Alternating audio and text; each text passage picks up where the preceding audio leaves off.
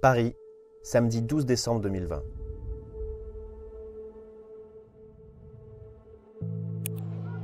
Cette vidéo montre une charge de police sur un cortège de manifestants pacifiques.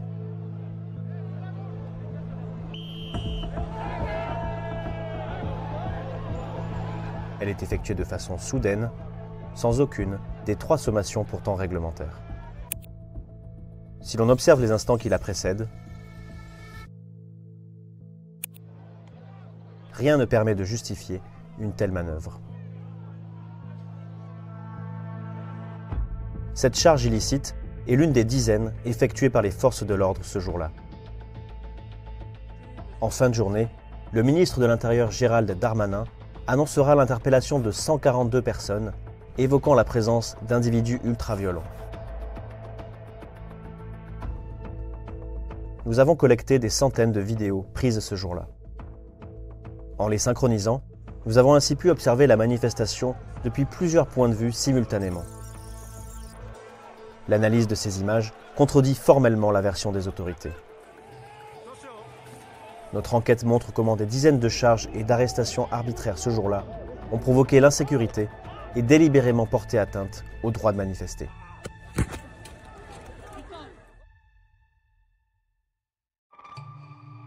Le 12 décembre 2020, une manifestation est organisée à Paris à l'appel de plusieurs mouvements mobilisés notamment contre la proposition de loi Sécurité globale. Cette marche a été préalablement déclarée en préfecture. Elle est parfaitement légale. Dès 14 h, les manifestants se rassemblent au point de départ de la marche, place du Châtelet, dans le centre de Paris. Ce jour-là, un dispositif policier particulièrement important est déployé. Tous les accès à la place sont verrouillés par des cordons de sécurité. 5 canons à eau sont positionnés sur les artères principales. En amont, de nombreux points de contrôle sont mis en place. Les agents procèdent systématiquement au contrôle des sacs et à des palpations de sécurité. La manifestation doit rejoindre la place de la République, empruntant notamment le boulevard de Sébastopol. Cette zone est surveillée par au moins 13 caméras de sécurité, reliées au poste de contrôle de la préfecture de police de Paris. 2 drones sont également déployés. À 15 h, alors que le cortège s'élance, on dénombre selon les sources policières 3000 membres des forces de l'ordre pour environ 5000 manifestants.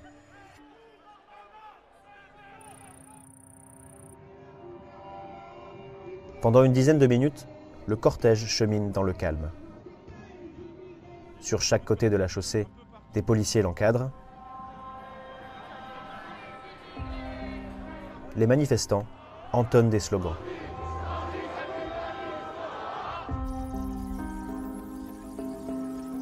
C'est à 15 h 13 que la police intervient pour la première fois. Le cortège est calme et sans raison apparente, un groupe d'une 50aine de policiers s'engouffre sur le boulevard par les 2 côtés de la rue des Lombards. Ils procèdent à plusieurs interpellations. Mais qu'est-ce qui se passe là? Il n'y avait rien. 2 minutes plus tard, les policiers reviennent se positionner à l'angle de la rue des Lombards. Dans le cortège, c'est l'incompréhension. Quelques secondes plus tard, certains entonnent un chant en direction des policiers. Une minute se passe. La tension semble être redescendue dans le cortège. Mais quelques secondes plus tard, le même groupe de policiers charge à nouveau.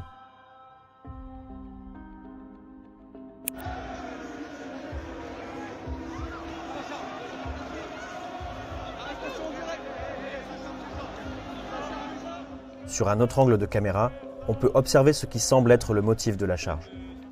L'interpellation de ce manifestant, muni d'un masque et d'une pancarte.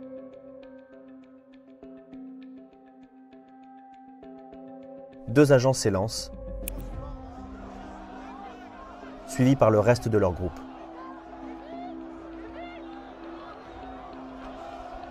Le cortège est violemment repoussé.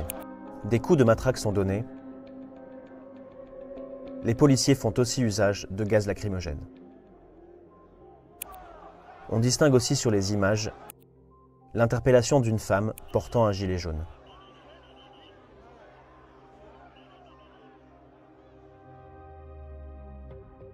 Ce type de charge se répète tout au long de l'après-midi. Au total, nous avons pu en répertorier 32. Certaines font des blessés, ce joueur de tambour notamment, dont BFM dira dans un premier temps qu'il s'est maquillé. Quelques instants plus tôt, à 15h27, il a été touché à la tête par un coup de matraque.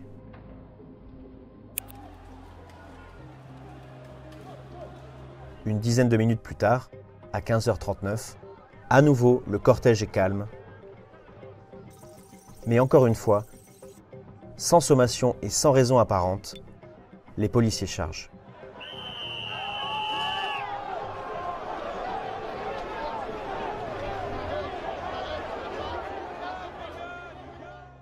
Aucun bilan ne sera établi sur le nombre de blessés parmi les manifestants.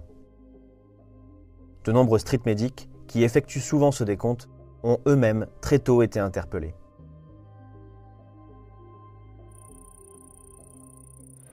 À 15h43, alors que la police a déjà chargé 20 fois, un scooter est incendié. C'est la première dégradation liée à la manifestation que nous avons pu identifier. Les pompiers interviennent rapidement et sans encombre. En parallèle de ces événements, les autorités communiquent activement sur les opérations en cours via les réseaux sociaux.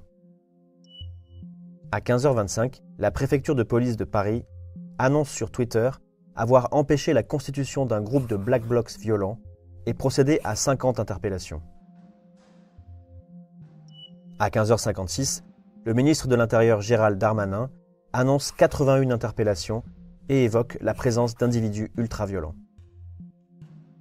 C'est ce récit des événements qui est repris, notamment sur des chaînes d'information en continu. Ce sont des personnes qui ont été interpellées parce qu'elles étaient susceptibles ou parce qu'elles commençaient à créer du désordre dans la manifestation. En fin de journée, le ministre de l'Intérieur se félicite de la stratégie anti-casseurs mise en place et annonce le chiffre de 142 interpellations.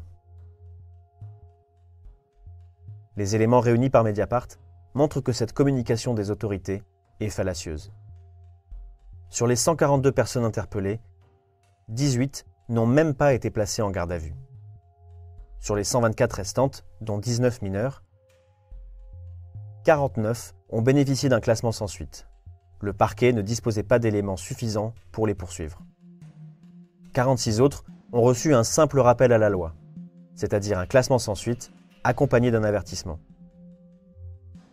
Pour 23 autres, les procédures sont encore en cours. Une personne a été relaxée.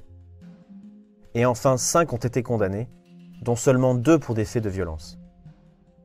Une pour violence sur personne dépositaire de l'autorité publique, et l'autre pour un jet de canette en direction des forces de l'ordre. En résumé, pour 113 des 142 personnes interpellées au cours de la manifestation, la justice n'a pas trouvé matière à les poursuivre. Ce bilan judiciaire démontre la communication mensongère de Gérald Darmanin.